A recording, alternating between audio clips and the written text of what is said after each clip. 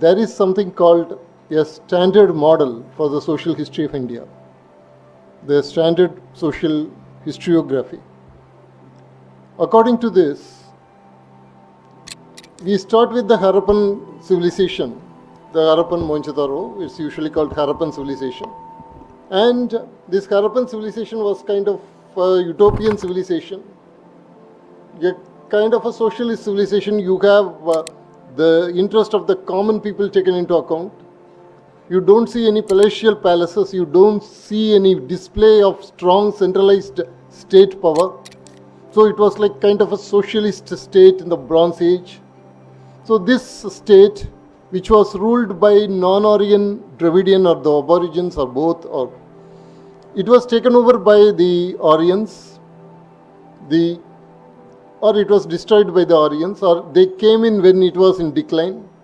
There are different scenarios, but essentially this is the gist of it. They were either Indo-European speakers or they were Aryans. Either they were coming as migrants or they were actually coming in chariots.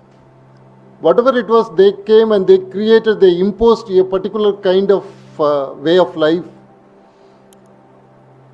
the Vedic way of life. They imposed it upon the society that was existing here. They also interacted with them and interbred with them. But this system was imposed, this system was the Varna system of the 4 hereditary classifications of the society.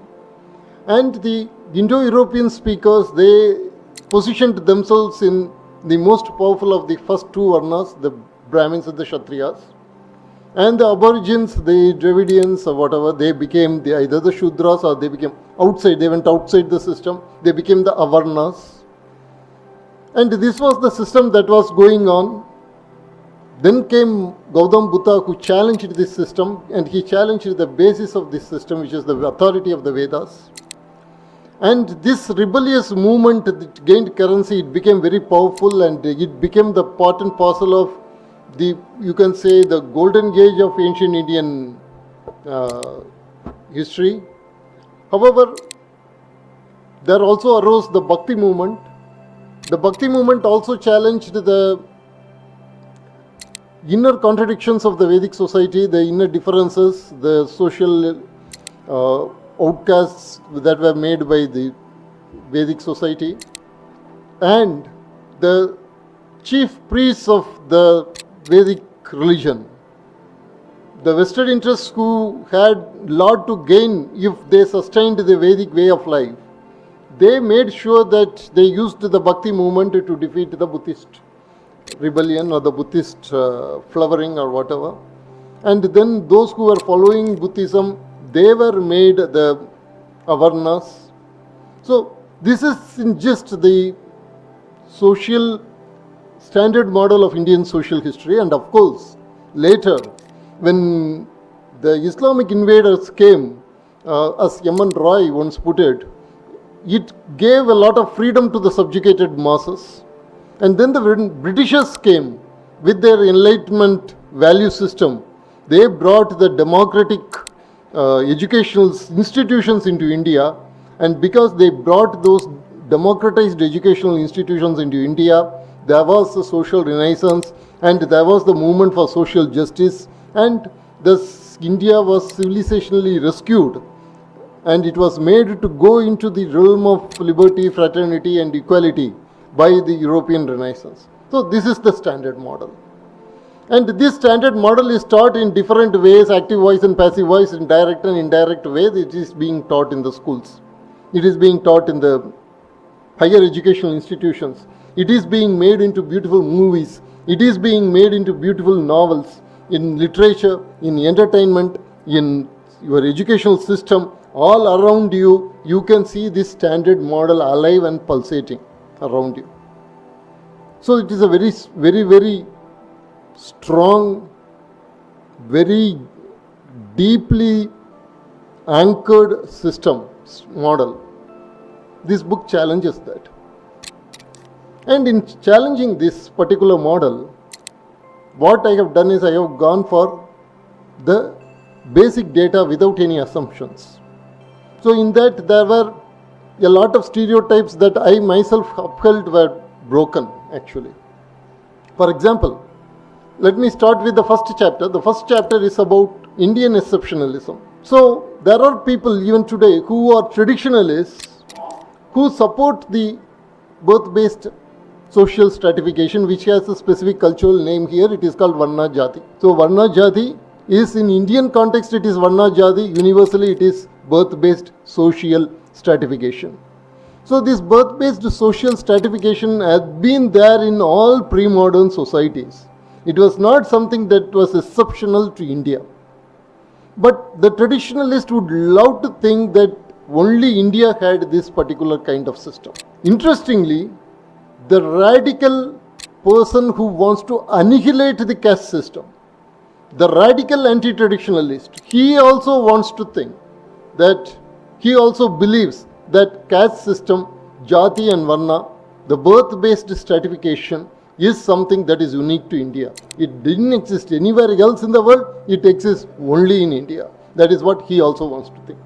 So, the question is this really unique to India? Is there really an Indian exceptionalism here? The answer is a resounding no. The answer is that this birth-based stratification, social stratification, it exists in all pre-modern societies. Then, in all the societies, in all human societies, there are always two forces that are operating. One is the force of social emancipation, another one is the force of social stagnation. No exceptions. In all the countries you can see that, in all civilizations you can see that. There are always catalysts that accelerate either social stagnation or social emancipation. For example, if there is lack of resources, if there is a scarcity of resources, if the mobility is extremely reduced for a particular society, then in that society you will naturally have the social stratification becoming rigid. You will have all the negative features of social stagnation become amplified. So this happens in any society where its social mobility is, its physical mobility is restricted and its resources get scarce. That is one. In all the societies where there is abundant capital inflow, in all the societies where there is a lot of mobility, physical mobility, there these social structures become flexible, so flexible to the point that this social stratification is almost meaningless. For example, if you take the European society of the pre-modern European society, there is very good documentation here, very good documentation. You will find that there was untouchability.